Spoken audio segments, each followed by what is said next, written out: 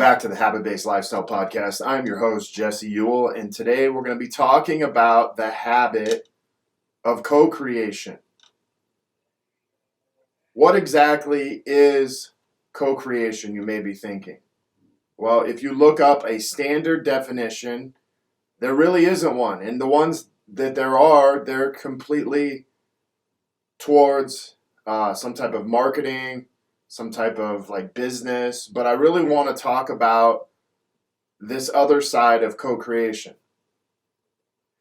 So the best way I can describe this is co-creation is your ability to imagine, dream, set a goal around something new. It's a way to collaborate or to have collaboration with someone else and something you work together on with someone else. You see, co-creation is not a solo effort. It's an active involvement from both sides that's open to begin to share values. And you share values simply based on, hey, these are the things that I value, and the other person may share the things that they value, and you co-create those values together. You make something new out of those values together. Most people in today's world are not conscious of what they are creating in life. They are caught up in the day-to-day world. And sometimes I find myself guilty of this at times, and then I wonder how I end up in a specific place or a certain place in certain areas of my life. And it's easy to forget that we are always creating. We are always co-creating. But there's two ways that we do this. We are either unconsciously co-creating or we are consciously co-creating. You see, many people will limit what they think is possible in co-creation because of another person. Whether it's your spouse, your friends, your family, your business, maybe your strategic partners, whatever it is, or maybe it's the circle you hang out with. But I've actually watched this happen inside of my own marriage, and I want to just talk a little bit about this. I can remember for about 2 or 3 years wanting to expand my gyms back before we actually expanded into 2 locations. I can remember wanting to do this for a few years and kind of resisting it because I didn't think my wife wanted to do it. And so out of that, I can remember times where I began to resent my wife because I didn't actually want to have the conversation with her about expansion and expanding our gyms. And then once I had the conversation, I realized that a lot of the resistance was just in the way that I communicated, because I had a story that said my wife didn't want to expand. And through that, what I started to co-create was more of what I didn't want. Take this one step further. I can remember wanting to move to California. And every time it seemed to be brought up around my wife for a few years before we actually moved, she was like, no way, I don't want to move. I don't want to leave our family. I don't want to leave what we have. And so as she continued to do this, I less and less wanted to talk about it. I less and less believed in it until one day it was like, no, I'm staying with this vision. I'm staying with this thing of wanting to sell the gyms. I'm staying with this thing of wanting to move to California until I actually drew it up in my imagination and said, okay, listen, here's where I want to go. Here's where we want to go together. And all of a sudden, over 2 years, it slowly began to shift to where my wife wanted the same thing.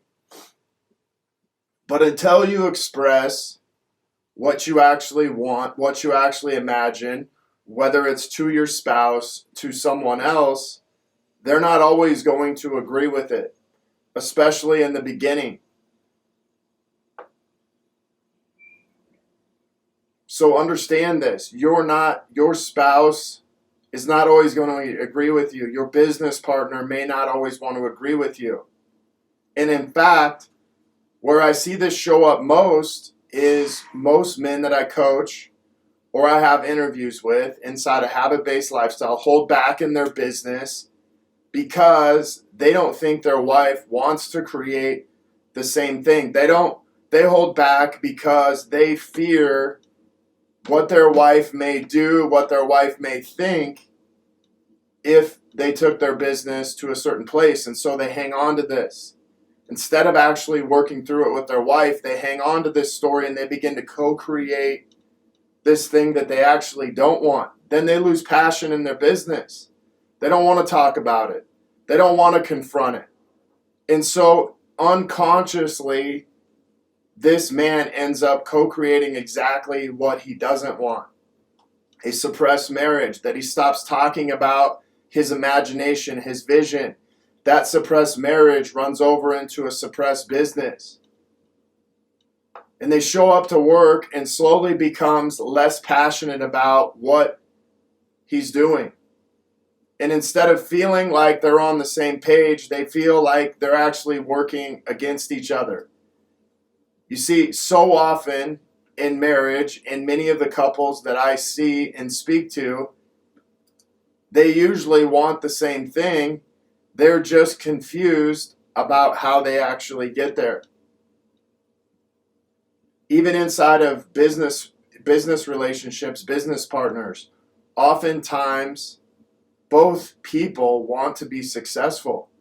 We know this. Both people want to be successful. The problem is they think success means that I have to give up something to get it. And so the true purpose in co-creating and why we co-create is that we actually begin to work together, that we actually begin to imagine things together, that we actually begin to share each other's values so we can begin to create what we actually both want. And I really believe the purpose of your marriage, the purpose of your life is actually to co-create. Because when we do it individually, there's not a lot of fulfillment when it comes individually. And more times than not, you're actually very rarely ever creating something by yourself. But when you co-create together, there is so much more power, so much more fulfillment that comes when you're able to do this together. Understand that when you create, you build with anyone else, whether it's your spouse, friends, family, employees, even God. You are honoring each other, and there is a greater sense of fulfillment and gratitude that comes when you can begin to honor each other.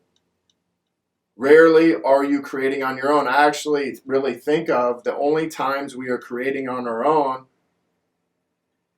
is when we're creating what we don't want. The times that we are creating on our own are when we're creating what we don't want. Other than that, we are always co-creating something. The truth is, we are co-creating all of the time, but are we doing it unconsciously? The problem with this is when you co-create unconsciously, you are often creating what you don't want. And when you're creating what you don't want, you're trying to figure out, hey, how did I end up here? And so I want to ask you a question today. What area of your life are you co-creating unconsciously? Maybe it's your marriage. Maybe you're wondering why shit's not working in your marriage. Well, what are you unconsciously co-creating? What are you unconsciously sending as a message to your spouse? Maybe it's inside of your business. What are you co-creating inside of your business? What message are you unconsciously sending to your clients, to your employees, to the people in your marketing that you're trying to attract? And then you're wondering why it may not be working. You're wondering why you may not be making the money you want to make. And part of it is you are unconsciously co-creating the exact opposite of what you don't want. And so I want to walk you through this simple process of how do you actually begin the process of co-creation. The most important step is to be conscious of what you are creating. Some may call this a vision, some may call this a goal, whatever you call it. If you don't share this with the people closest to you in your life, even if they don't agree, you will not be able to co-create with anyone. I can remember times in business sharing my vision, sharing my goals, and many of the people inside of my business didn't agree with it. But it didn't agree with their thinking. It didn't agree with where they were at in life. But guess what? It was my vision and my goal. So it didn't matter if they agreed or not. But if I didn't share it with them, they never had an opportunity to jump on board and share that vision also. So keep in mind that many times when you're sharing your vision and you're sharing your goal, the reason people don't jump on board is because it's not their vision and it's not their goal and it's yours. But if you don't share it, they never have an opportunity to jump on board or jump on the bus with you and begin to share that vision and co-create together. Co-creation is about bringing together your imagination with someone else. Could be your spouse, could be a friend, family, mentor. It could also be business partners. It could also be people that you influence. But this is about imagining something greater in your life. One of the biggest things that I watch people do is they lose their imagination. I can remember times as a kid, I can remember times in junior high, high school, imagining myself owning a gym one day. Owning a gym one day and being able to run it. And at that time, there were no personal training facilities. So the gym I imagined then was not exactly the same gym that I actually started, but eventually it would grow into something greater. But that all started with imagination. Your vision will come, your goals will come from your imagination. This means that you get to make up from the people you come in contact with, to the things that you remember as a kid. So your circle of influence, whether it's your spouse, whether it's your friends, whether it's people in your life, maybe even coaches, begins to help you imagine something greater in your life.